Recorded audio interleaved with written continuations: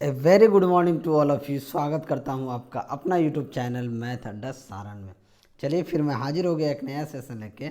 देखने वाले हैं एस.के. झा सर का जो जनरल साइंस का प्रैक्टिस सेट है, इसका हम ग्रेविटेशन यानी कि गुरुत्वाकर्षण पढ़ने वाले हैं।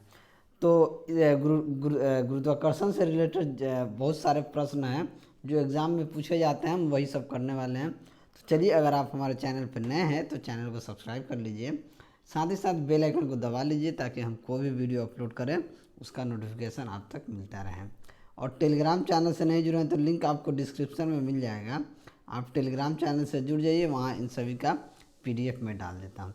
देखिए, गुरुत्वाकर्षण पढ़ने से पहले हमें पता होना चाहिए कि आखिर गुरुत्वाकर्षण क्या होता है। तो जो गुरुत्वाकर्षण होता है, ये किसी भी दो वस्तु के बीच जो बल लगने वाला बल जो होता है वही गुरुत्वाकर्षण होता है। ठीक है, मान लीजिए ये M1 है, ये M2 है, इसके बीच की दूरी R है, तो इन पे जो बल लगता है F is directly proportional to M1 M2 लगता है, जिसे जाके हम F बराबर G M1/M2/R² कहते हैं। ठीक है, यहाँ G जो होता है ये सार्वत्रिक गुरुत्वाकर्षण है, यानी कांस्टेंट होता है। इस G का वैल्यू भी कई बार एग्ज़ाम में पूछे गए हैं, यानी कि अभी रिसेंट एग्ज़ाम जो हुआ था NTPC में, उसमें ये बड़ा G का है, ये छोटा G नहीं, इसे बड़ा G से डिनोट करते हैं। इसका वैल्यू पूछा गया, तो सबसे पहले इसका वैल्यू आप जान लीजिए। इसका वैल्यू होता है 6.67 गुना 10⁻⁻11 10⁻11 न्यूटन मीटर स्क्वायर पर kg²। ये चीज़ भी याद देना है, क्योंकि जब आपको ऑप्शन मिलेगा ना, तो ऑप्शन में ये चीज़ भी थोड़ा सा चेंजिंग होगा, तो ये चीज़ ज़्यादा चेंजिंग होता है। तो ये कुछ बेसिक चीज़ है, आप जान लीजिए। इसमें एक गुरुत्व बल काम करता है। जब दो वस्तु में एक वस्तु पृथ्वी पर रहे तब इसमें क्या काम करता है, गुरुत्व बल काम करता है। ठीक है, सार्वत्रिक गुरुत्वाकर्षण नियतांक यानी जो कैपिटल G है, इसका मान पूरे ब्रह्मांड में है जो नहीं बदलता है। ठीक है, ये जो मान है G बराबर 6.67 इंटू 10⁻⁻11 न्यूटन मीटर स्क्वायर पर kg², ये आपको पूरे ब्रह्मांड में नहीं बदलेगा और ये अदिश राशि है। दूसरा होता है गुरुत्व त्वरण, यानी गुरुत्वीय त्वरण या उसे गुरुत्व त्वरण, जिसे हम स्मॉल G से नाम के जानते हैं। इसका मान क्या होता है, अलग अलग जगहों पे अलग अलग होता है। आप देखे होंगे कहीं हम इस स्मॉल G का मान हम 10 मीटर पर सेकेंड लेते हैं, तो कहीं 10 मीटर पर सेकेंड स्क्वायर लेते हैं, तो कहीं 9.8 मीटर पर सेकेंड स्क्वायर लेते हैं। देखिए, पृथ्वी के सतह पर इसे हम क्या लेते हैं, 9.8 मीटर पर सेकेंड स्क्वायर लेते हैं, और वह सदिश राशि होती है। ये सारी कुछ बेसिक चीज़ हैं जो मैं आपको बता दिया हूँ। ठीक है, स्मॉल G और यानी कि बड़ा G और छोटा G में भी कुछ संबंध होते हैं। ठीक है, उसे हम G बराबर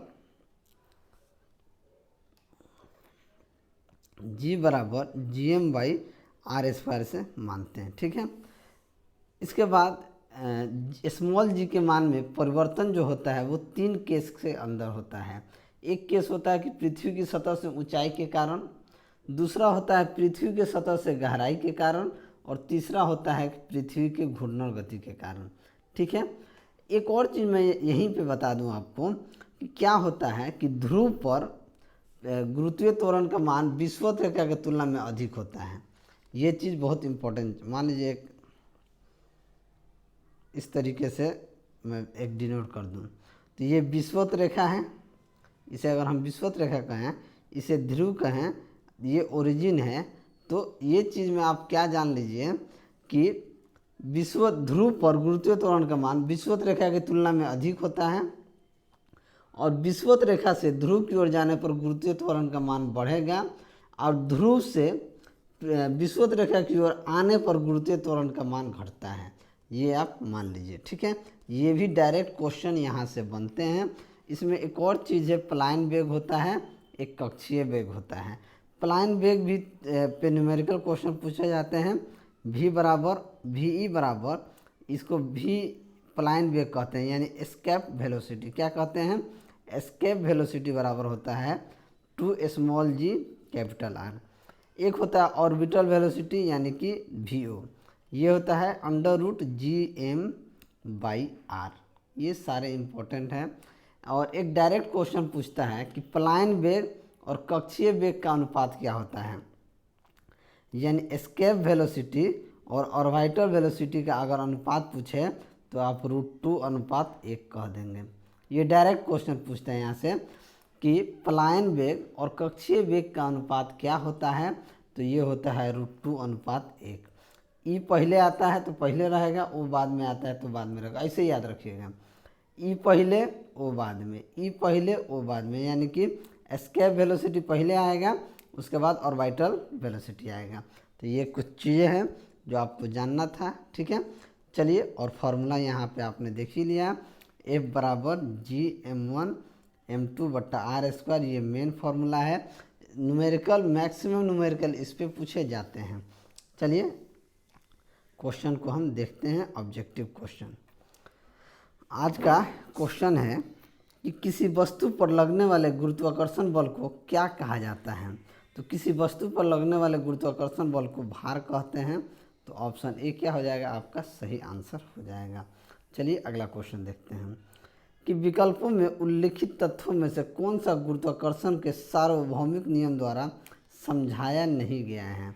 वह बल जो हमें धरती से बांधे रखता है, ग्रहों के चारों ओर सूर्य की गति, या पृथ्वी के चारों ओर चंद्रमा की गति, या चंद्रमा और सूर्य के कारण ज्वार के, समझाया नहीं गया है। तो ग्रहों के चारों ओर सूर्य की गति को नहीं समझाया गया है। तो ऑप्शन बी क्या हो जाएगा, आपका सही आंसर हो जाएगा।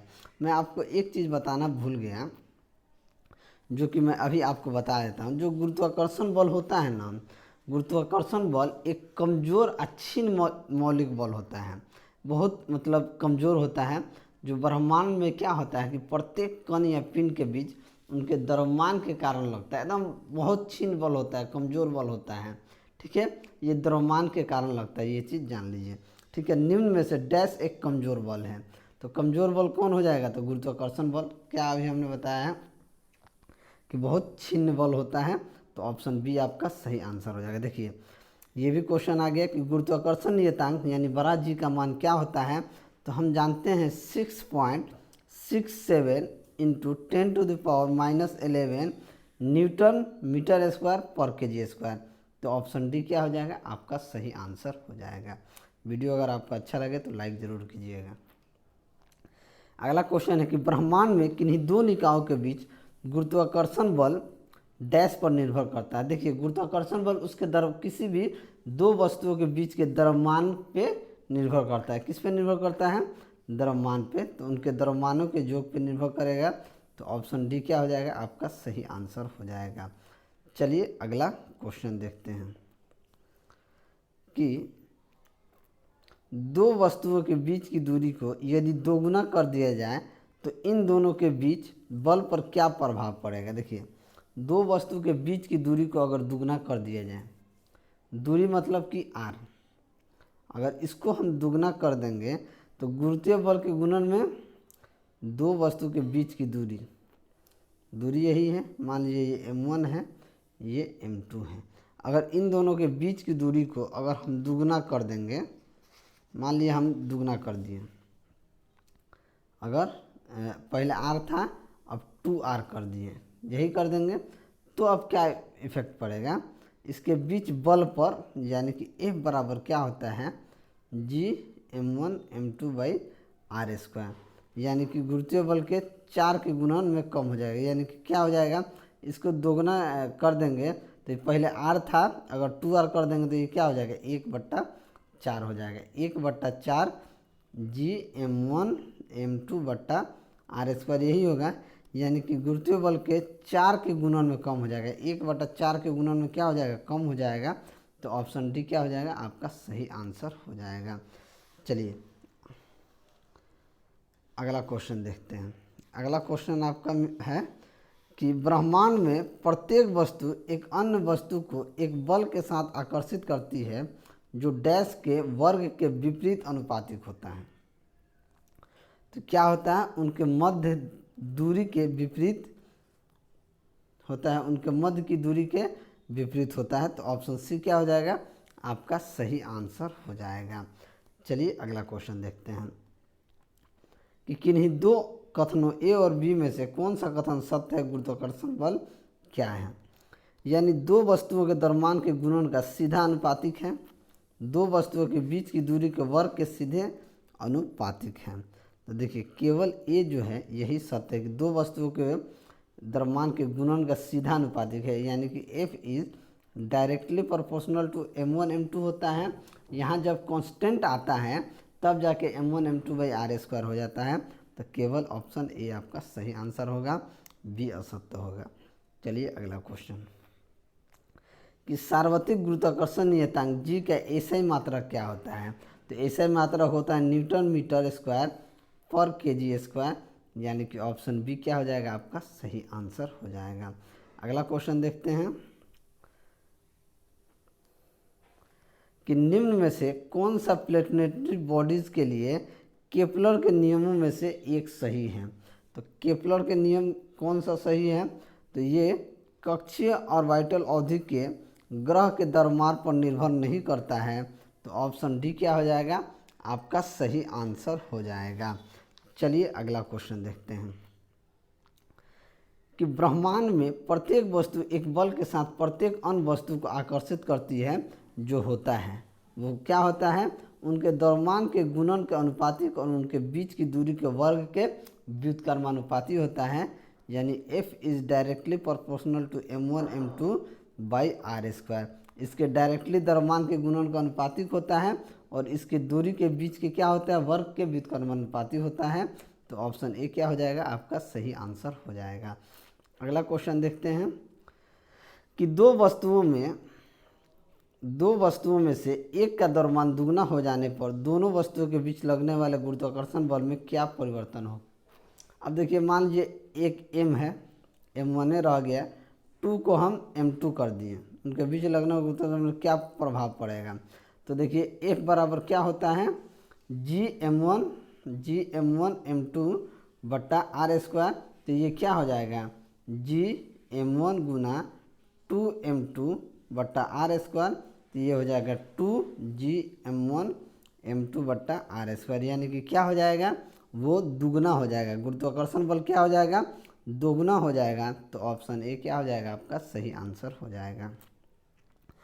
अगला क्वेश्चन देखते हैं कि ब्रह्मांड की प्रत्येक वस्तु दूसरी को एक बल द्वारा आकर्षित करती है जो डैश के समानुपाती होती है। तो उनके द्रव्यमान के गुणक के समानुपाती होती है। F is directly proportional to m1 m2, यानी कि उनके द्रव्यमान के गुणन के समानुपाती होती है। तो ऑप्शन सी आपका सही आंसर हो जाएगा।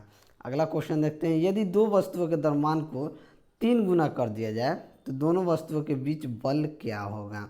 अगर दो वस्तुओं के द्रव्यमान को 3 गुना कर दिया जाए, बात को समझिएगा, अगर m1 को 3m1 कर दें, m2 को 3m2 कर दें, तो F बराबर gm1 m2 बट्टा आर स्क्वायर बराबर क्या हो जाएगा, g गुना 3m1 इंटू 3m2 बट्टा आर स्क्वायर। ये हो जाएगा तितरी के 9 gm1 m2 बट्टा आर स्क्वायर, यानी कि ये कितना गुना हो गया, 9 गुना हो जाएगा। 9 गुना हो जाएगा तो ऑप्शन सी आपका क्या हो जाएगा, सही आंसर हो जाएगा। अगला क्वेश्चन, पृथ्वी वस्तुओं को अपनी ओर आकर्षित करती है, इसका कारण क्या होता है। पृथ्वी वस्तु को अपनी ओर आकर्षित करती है, इसका कारण गुरुत्वाकर्षण बल होता है। तो ऑप्शन डी आपका सही आंसर हो जाएगा। किसी पिंड का भार न्यूनतम कहाँ पे होता है, तो किसी भी पिंड का न्यूनतम भार उसके भूमध्य रेखा पर होता है। तो ऑप्शन ए आपका सही आंसर हो जाएगा। अगला क्वेश्चन देखते हैं कि गुरुत्वाकर्षण बल वस्तुओं के बीच मौजूद होता है, परंतु इसे तब तक महसूस नहीं किया जा सकता है जब तक कि वस्तुओं का द्रव्यमान बहुत अधिक हो, जैसे कि ग्रहों में नहीं होता है। तो ग्रहों में क्या होता है, जैसे ग्रहों में क्या होता है, 4 केवल 2 केवल 1 प्रत्येक गुरुत्वाकर्षण बल के प्रत्येक वस्तु के बीच मौजूद होता है। गुरुत्वाकर्षण बल जो होता है ये प्रत्येक वस्तु के बीच मौजूद होता है, परंतु इसे तब महसूस किया जा सकता है जब तक कि वस्तुओं का द्रव्यमान बहुत अधिक ना हो। क्योंकि देखिए किसी भी द्रव्यमान के बीच में गुरुत्वाकर्षण बल होता है, बात समझे। हमने शुरू में ही आपको बताया था कि जो गुरुत्वाकर्षण बल होता है ये किसी भी, ठीक है, किसी भी दो वस्तु के बीच में लगने वाले बल को हम क्या कहते हैं, गुरुत्वाकर्षण बल कहते हैं। और गुरुत्वाकर्षण एक कमजोर क्षीण बल होता है जो ब्रह्मांड में प्रत्येक कण या पिंड के बीच उनके द्रव्यमान के कारण लगता है, हमने आपको बताया है। तो ऑप्शन बी आपका सही आंसर हो जाएगा। नेक्स्ट देखते हैं, निम्नलिखित में से गलत को चुनें। गुरुत्वीय त्वरण जी पिंड के रूप में आकृति एवं द्रव्यमान पर निर्भर नहीं करता है। गुरुत्वीय त्वरण जी ध्रुव पर अधिकतम होता है। गुरुत्वीय त्वरण भूमध्य रेखा पर न्यूनतम होता है। गलत चुनना है, गलत। यदि लिफ्ट किसी त्वरण से ऊपर की ओर जा रही है तो किसी पिंड का आभासी भार उसके वास्तविक भार से कम होता है, तो यही गलत हो जाएगा। ऑप्शन डी क्या हो जाएगा सही आंसर। ऊपर जाएगा तो उसका जितना भार होगा उससे भी अधिक हो जाएगा। चलिए अगला क्वेश्चन देखते हैं। अगला क्वेश्चन है कि निम्न में से कौन सा कथन असत्य है, यानी कि गलत है। जी का मान चंद्रमा पर पृथ्वी पर उसके मान के समान ही होता है, या 1 मीटर की दूरी पर रखे गए 2 किलोग्राम के वाले दो द्रव्यमान के केंद्रों के मध्य गुरुत्वाकर्षण बल 26 पॉइंट इतना न्यूटन होता है, या बल दो वस्तुओं के मध्य दूरी के वर्ग के व्युत्क्रमानुपाती होता है, या दो वस्तुओं के मध्य गुरुत्वाकर्षण बल के बीच की दूरी को आधा कर देने पर दुगना हो जाएगा। आधा कर देने पर दुगना कैसे हो जाएगा, नहीं होगा। तो ऑप्शन डी ही गलत है। तो ऑप्शन डी हमारा सही आंसर हो जाएगा। चलिए अगला क्वेश्चन देखते हैं कि एक पत्थर किसी स्प्रिंग तुला पर बंधा हुआ है। निम्नलिखित स्थितियों में कौन से स्प्रिंग तुला के रीडिंग में सबसे कम भार दिखाई देगा। तो सबसे कम भार किस पे दिखाई देगा, जब वह पत्थर हवा में लटका होगा, जब वह पत्थर किसी बीकर में के लिए पानी की सतह पर हो, जब वह पत्थर किसी बीकर में लिए पानी में पूरी तरह से निमज्जित हो यानी कि डूबा हो, तो उसी पे हो जाएगा। तो ऑप्शन सी क्या हो जाएगा आपका सही आंसर हो जाएगा। अगला क्वेश्चन देखते हैं कि जब सीधे ऊपर की ओर फेंका गया एक पत्थर शीर्ष पर पहुंचता है तो उसका क्या होता है, उसका वेग क्या हो जाता है, शून्य हो जाता है। और त्वरण क्या हो जाता है, लगभग 10 मीटर पर सेकेंड स्क्वायर हो जाता है। तो ऑप्शन बी क्या हो जाएगा आपका सही आंसर हो जाएगा।